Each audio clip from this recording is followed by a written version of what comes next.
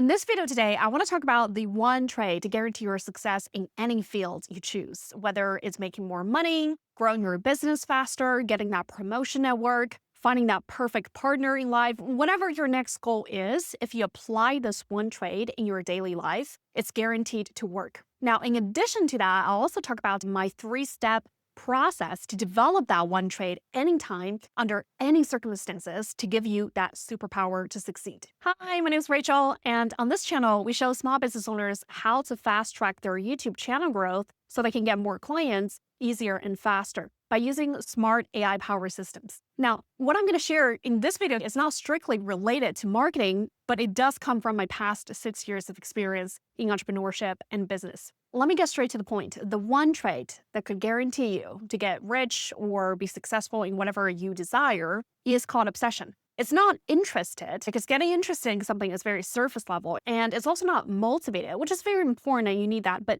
that's very different from being obsessive over something, which I'll talk about the distinction in a little bit. But it's not that, okay? It's you having to get absolutely 100% obsessive over your goal, ideally for an extended period of time, long enough for you to achieve your goal. I'm not talking just out of theory. I'm speaking directly from my personal experience in life. Let me share a personal story of how obsession completely changed my life. 5 years ago, I was first completely broke. I was just laid off from my previous tech job in corporate America. I was out of options, I had very few options. I was confused, not sure what I was going to do next. And I was having pretty much zero business or entrepreneurial experience. I was doing finance before. And I also, at that point, didn't think of myself as an entrepreneur. I didn't really have the desire, or I guess the vision to become an entrepreneur. I was forced to really do that. And I had no business connections in the entrepreneurial world. I had a very small safety net. I had less than like $10,000 in my bank account. So everything really, objectively speaking, I have a ton of odds against me, right? Like my success likelihood is very low. I would say it's less than 10%. In fact, most of my friends around me at that point, after knowing what I was attempting to do, told me to not do that right away, to go back to find at least a part-time job in corporate America so I could support myself financially, and then I could use the free hours to study up entrepreneurship, and that would be a steadier path. Now, looking back, I think their advice was objectively good. I just didn't take it. It was solid advice. 5 years later, I did succeed, and my business did generate over $10 million in its lifetime the last 3 years with just myself and a small team and a few contractors. Now, I'm not saying this to brag or say, hey, look how smart I am. I don't think I'm necessarily smarter than the next person. In fact, I think I'm a very average person. I was working hard, but not that much harder than the next entrepreneur. I didn't have that genius vision that others didn't have. I credit all my success and results today to my level of obsession that thankfully lasted long enough to really force my first business the early traction and momentum it got. So looking back, I think what triggered me to get into that obsessive state with my business initially was 2 factors. The first one was I realized that I had no other option. After spending a few years in corporate America, I know that I was definitely not a great fit with climbing up the corporate ladder, and I was never going back. So the only real option for me at that point was to go out there and hopefully start a small business to support myself, right? So I was aware of that. I had no other option. The second factor was, frankly, fear and financial insecurity, which I still, even to today, I still hesitate to admit, because there's still a certain type of stigma associated with it, right? But frankly, at that time, 5 years ago, when I just started the business, I think I admitted before, I had less than $10,000 in my bank account. And it was quickly dwindling, because in the first 6 to 7 months of me starting that business, I was constantly pivoting and nothing ever worked, right? I think I pivoted 5 times. And during that time, I was using up my business startup capital, and it was declining quickly. So I even remember vividly that one night I was lying in bed and crying. I was so stressed out. Anyways, that was the 2 factors. I was not forcing myself or trying super hard to get into that obsessive state, because I wasn't even aware being obsessive over something was a shortcut or a secret that I am now aware to get to success. I was not aware of that. Just those 2 factors combined together push me into it. Now, after I got into that obsessive state, I found myself constantly thinking about one thing, right? Like, of course, that topic of my obsession constantly changed and evolved depending on which stage I was at. In the first 6 months, for example, I was thinking about how can I find a viable offer that does have that audience offer fit, right? Because I was constantly pivoting. I was not even making a dime. And then after the first month, I finally found a viable niche. Then I was thinking, okay, I'm making like maybe $5,000 a month. How can I go from $5,000 to $10,000, right? How can I acquire more clients with less ad spend or without any ads at all? So I was like constantly thinking about different topics, and I was thinking about it during work in front of my desk. I was thinking about it walking my dog. I was thinking about it in the shower. I was thinking about it when I was going to the bathroom, like all the time. And I think the main difference between being obsessive over something and being interested in something is if you're just being interested in something, it has a window, right? A limited time. But being obsessive over something is you're consciously aware that you're thinking about it.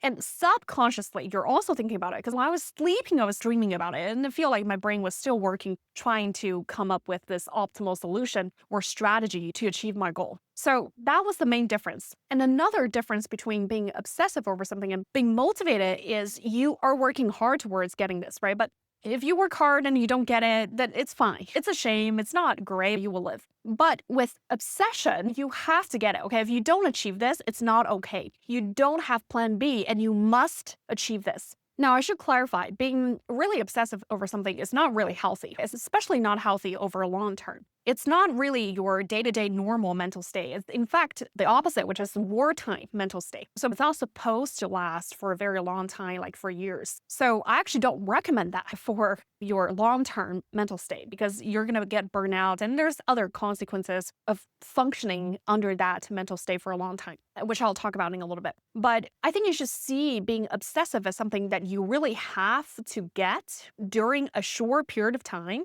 more like as a sprint. You need to design it in a way that it's lasting long enough, ideally a couple of months or half a year, so that you make enough progress and you have enough momentum to be well on your way to achieve your goal. And that's exactly what happened to me. I was lucky that I was able to maintain that state for the first year. So after the first year, my business was off the ground. It was working. It was getting traction.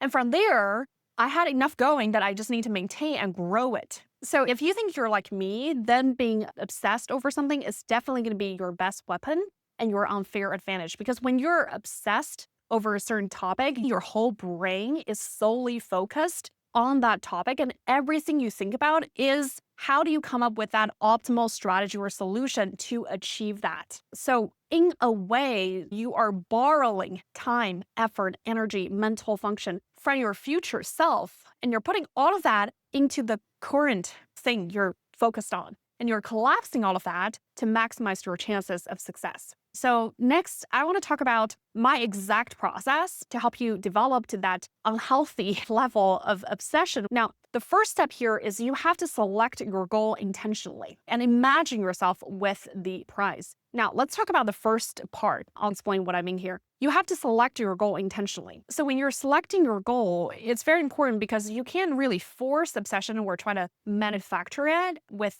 an arbitrary goal, right? It has to be something that you really want to get. Not because you think you should have it or you're supposed to have it or you think having this will be nice. It's something that you must have or else, okay? Like you have to have. So looking back at my situation back then, I needed to see my business success because I have to support myself. Otherwise, I would have no money and I wouldn't be able to eat, right? To put it quite frankly. So it was survival. Now, when you're selecting your goal, ideally it's within that category, okay? Then obsession will come to you naturally. Now, if you don't have that, you need to pick a goal and you need to associate the goal with a really important consequence you desire truly. Like that consequence is so important to you that you really must have it. Now, after you have selected the right goal, then you need to pair it with visualization, or I guess the better word is imagining the prize, imagining a life in the near future where that problem is already solved. You have already achieved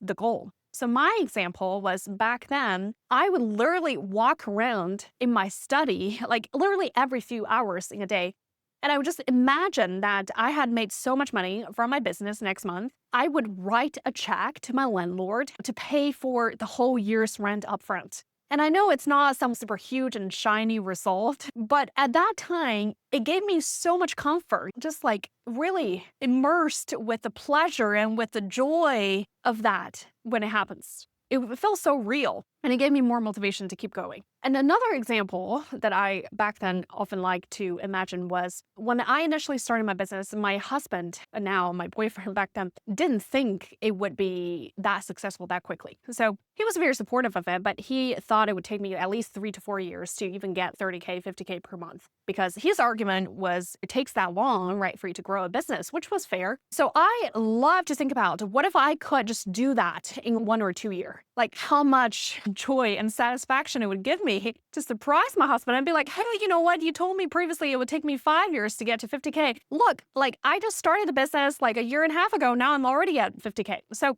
I would walk around again in my study and think about that. And that gave me so much satisfaction that it fueled my drive and got me to work harder. And the second step here is you need to do something every day to keep the momentum going. Now, it sounds obvious, but I noticed in the first year of me starting my business, the biggest roadblock for me at that time, despite me having that crazy level of obsession, was inconsistent execution. Meaning some days I feel so much better, so much more energetic, and I would just get more done.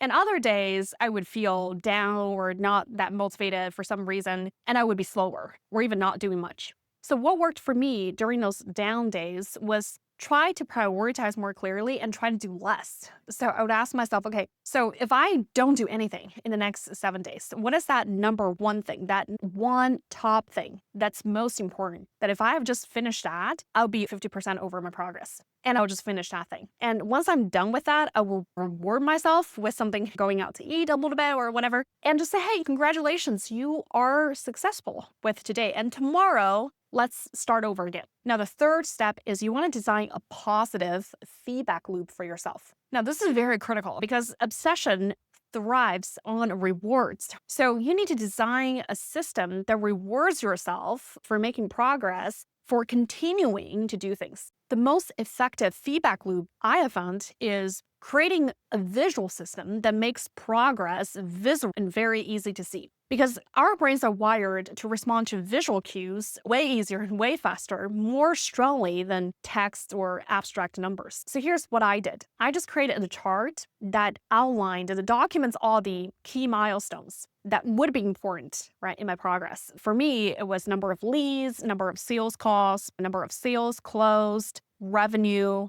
and profit. So like just 5 metrics, very simple. So yours might be different depending on your field, but my top recommendation would just be keep it basic, keep it simple, nothing too complex. Because if it's anything too complex, you won't measure it. And you would just put the chart somewhere you can see easily, like for example, in your office.